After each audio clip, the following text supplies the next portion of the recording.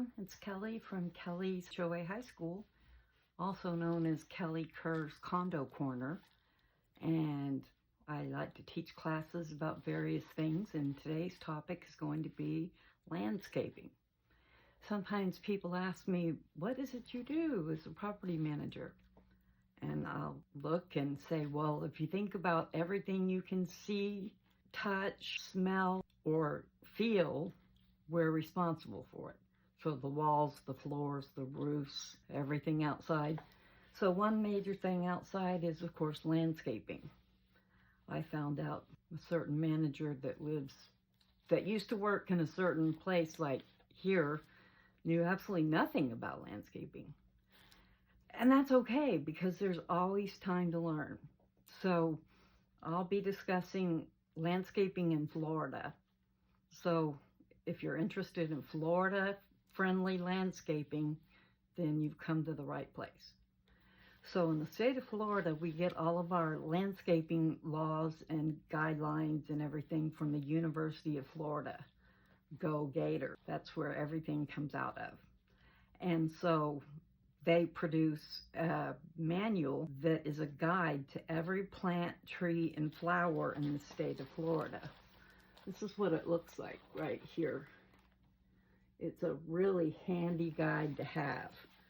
It says below, a Florida-friendly landscaping publication. Everyone is entitled to get one of these for free. Unfortunately, this one is older, so it doesn't have a scan thing, but if you can see there, you can see it's probably backwards where the website is, so I'll link it down below. But everyone can have one for free. So I'm not selling anything. This is just provided by the state. And I am in the Pinellas County area. And if you happen to be in that area, the person in charge to know is Doris Heinzman. She is the guru, go-to person about everything to do with Florida landscaping. If she had her way, though, nothing would ever get trimmed. But sometimes if dead-looking limbs are hanging over our homes, we have to trim them back because it's practical. But anyway, this guide, it's very easy to follow. If you look around, it's just got the names of various plants. And the whole thing is divided up into sections because the top part of Florida, like Tallahassee and everything, has a way different climate than the middle of Florida versus Florida that's south.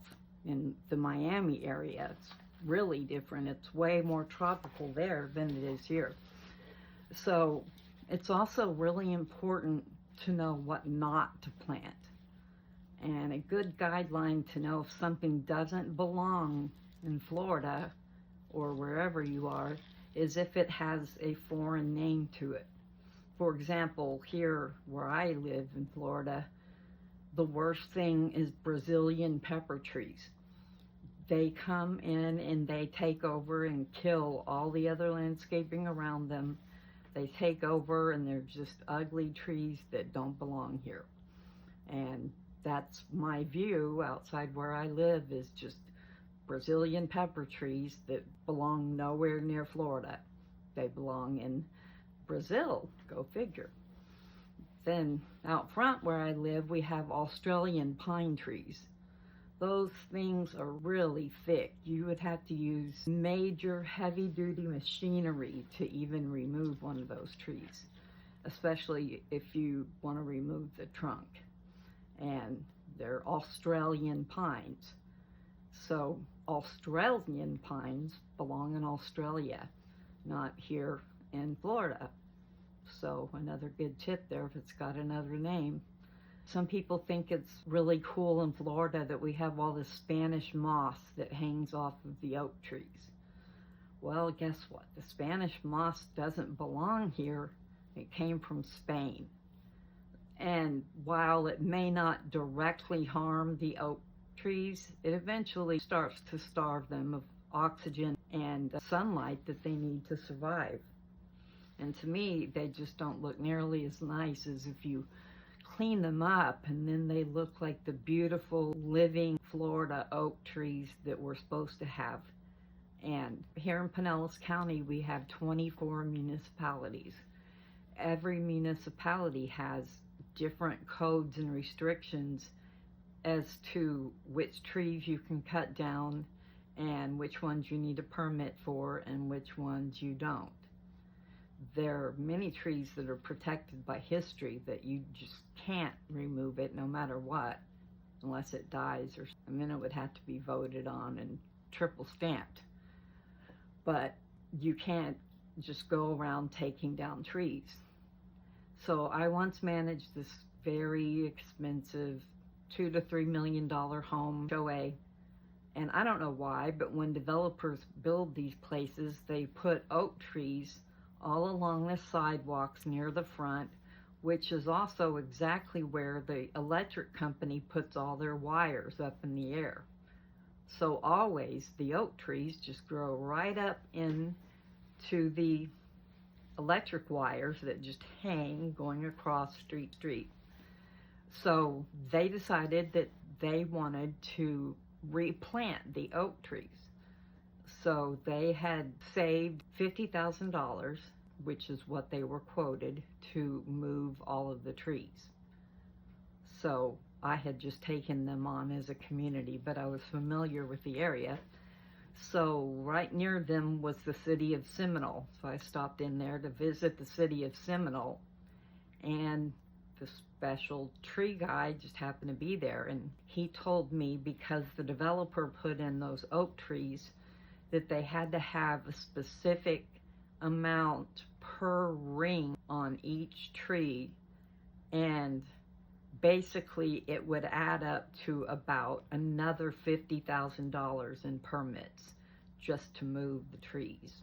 So when I informed this to the board, they decided that they didn't mind the trees being there as much as they thought they did, and moved on to other things.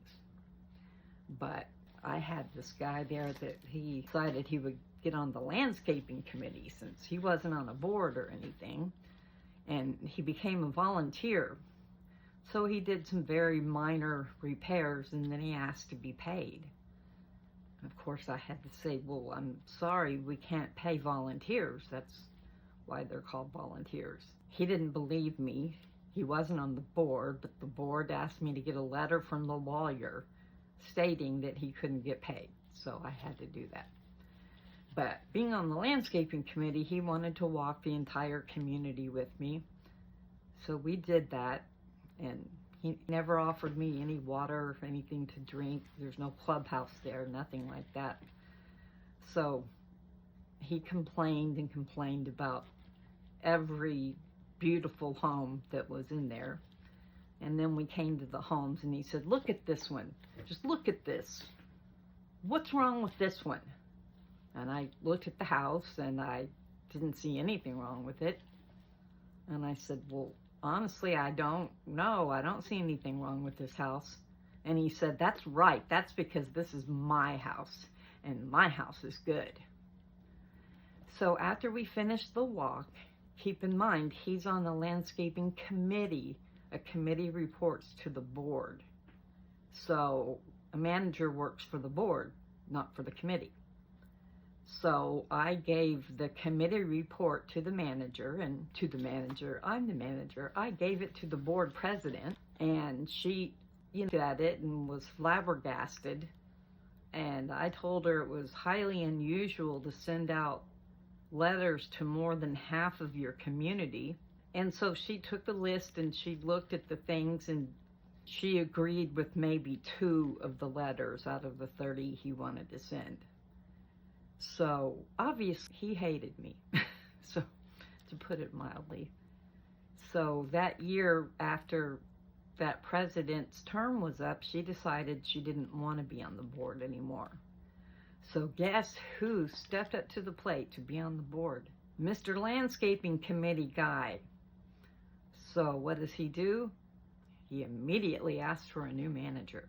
Luckily, or not luckily really, but back then I managed 24 different communities. So if I would lose just that one, I would just take on another one somewhere else. But it was all about landscaping. Every community's different. And if you think there's weeds, Here's how to know if something is a weed if it's something that you don't want it to be there. Like you want everything to be daisies, for example, then no other type of plant can be there. Or if you want certain kind of grass, like a lot of people here like their Augustine grass, which is from St. Augustine area, Florida, so it is native of Florida. It's very expensive to maintain, and it's very hard to keep invasive things from invading it. Like weed is one big thing. If you don't keep up on it, the dollar weed will just take right over. So if you have in that expensive kind of grass, you better understand that you'll be paying a lot of money to maintain the grass as well. Not just mowing it, but treating it with fertilizers and weed killers and all kinds of things to try to have that perfect lawn that everyone must have. But other associations that are more middle of the road, they're, as long as people kept their lawn neatly mowed and everything, they weren't as picky about every single blade of grass. But once managed these apartments that had this huge front lawn. It stayed green, but it wasn't that nice. And the owners from Chicago came to me and they said, Kelly, how come the other property we own has such nicer grounds than this place does? And I said, it's because they have St. Augustine grass everywhere, and it's way more expensive to maintain.